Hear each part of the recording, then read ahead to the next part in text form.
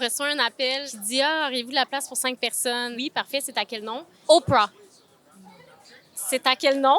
Oprah! Et Is this a prank? 5 minutes plus tard, elle est arrivée. Elle était hyper gentille. Elle a mangé ici. C'est un moment assez incroyable. On a pris des photos. Wow, des fois, Oprah débarque dans ton resto. C'est quand même fou. Ah ouais, c'est un beau souvenir.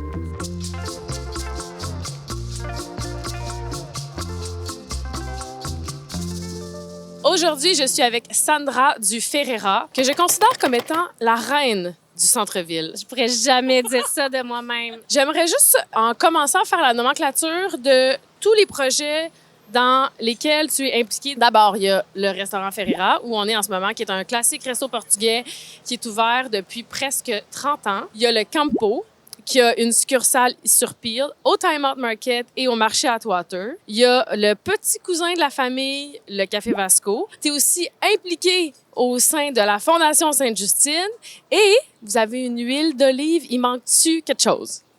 C'est un beau résumé. J'ai quand même beaucoup d'énergie puis j'aime faire beaucoup de choses. Ce que j'aime par-dessus tout, c'est m'occuper de nos deux restaurants du centre-ville, Ferreira et Campo. Ça fait combien de temps que tu as repris les rênes du Ferreira? Et c'est un gros mot de dire reprendre les rênes puisque mon père est encore là tous les jours. Mais ça fait 12 ans que j'ai décidé de me joindre à mon père dans l'entreprise. Je le fais vraiment avec passion. Puis on a des belles années devant nous puisque Ferreira, tu l'as dit, va faire 30 ans l'année prochaine. Qu'est-ce que tu entrevois pour le futur du centre-ville à Montréal?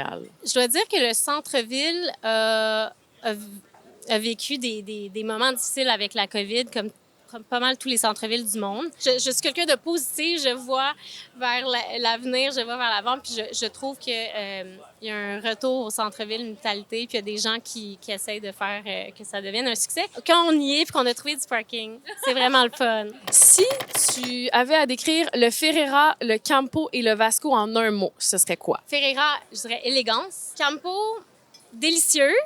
Et Vasco, Lisbonne. Comme un petit escale à Lisbonne, on se sent ailleurs. Si tu pouvais inviter n'importe qui de mort, vivant, fictif, réel, un cartoon, ce serait qui? Je tripe sur Will Guidara. C'est l'auteur du livre Unreasonable Hospitality. Et ça a été longtemps le copropriétaire du 11 Madison Park à New York. Il a écrit un livre fabuleux sur l'art de dépasser les attentes des clients, comment les faire vivre une expérience qui est déraisonnable. Puis moi, qui est dans l'ère du 30e anniversaire de vouloir faire mieux, toujours, je dirais que je puiserais sa tête puis toutes ses connaissances. La ville où on mange le mieux au Québec, selon toi, c'est où? Montréal, très bonne.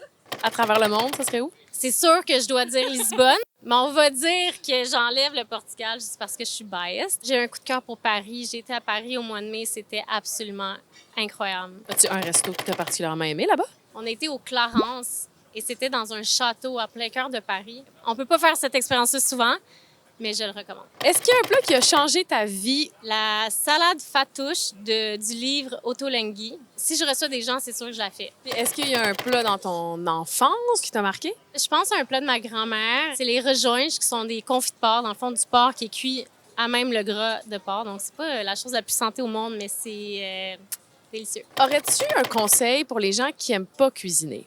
Aller au resto! Je savais que t'allais dire ça!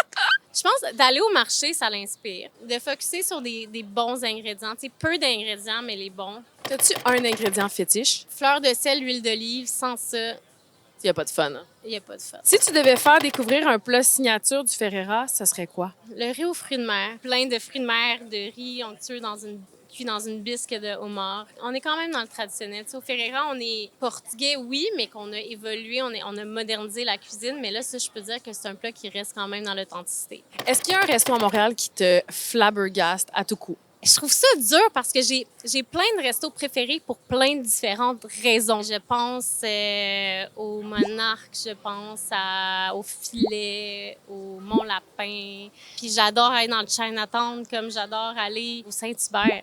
Tu sais, fait que ça dépend. Où est-ce qu'on peut manger le meilleur brunch? Le Merc. Les meilleures pâtes? Il Paglaccio sur Laurier ou Pasta Pux. Meilleur resto pour éviter tes beaux-parents? On va souvent à la Sirène, libanais, traditionnel. Meilleur café? Celui de mon oncle Georges au Vasco. C'est mon oncle, je vais juste dire ça. Meilleur resto où manger en famille? Casa Mignota en famille le week-end avec mon père. C'est une tradition.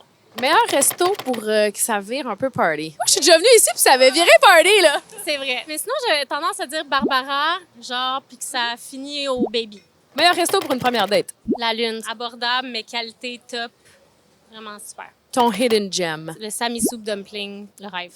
Es-tu plus dining in or dining out? Out. Salé ou sucré? Salé, définitivement. Ton dessert préféré, c'est quoi? Je dirais genre mousse au chocolat à l'huile d'olive et fleur de sel. Tu sais, le côté salé, je disais top. Qu'est-ce que tu pourrais manger matin, midi, soir jusqu'à la fin de tes jours? Pour que la santé me suive, je dirais du poisson. C'est quoi la dernière chose que tu as mangée avant l'entrevue? Puis c'est quoi la prochaine chose que tu planifies manger? J'ai mangé une massada, c'est des pâtes, mais au Portugal, on cuit souvent les pâtes dans un bouillon et c'était délicieux. J'ai mangé ça au Ferreira. Ce soir, je risque de manger comme un spaghetti bolognaise avec mes enfants. Quelque chose de très familial. Réconfortant. Merci, Sandra.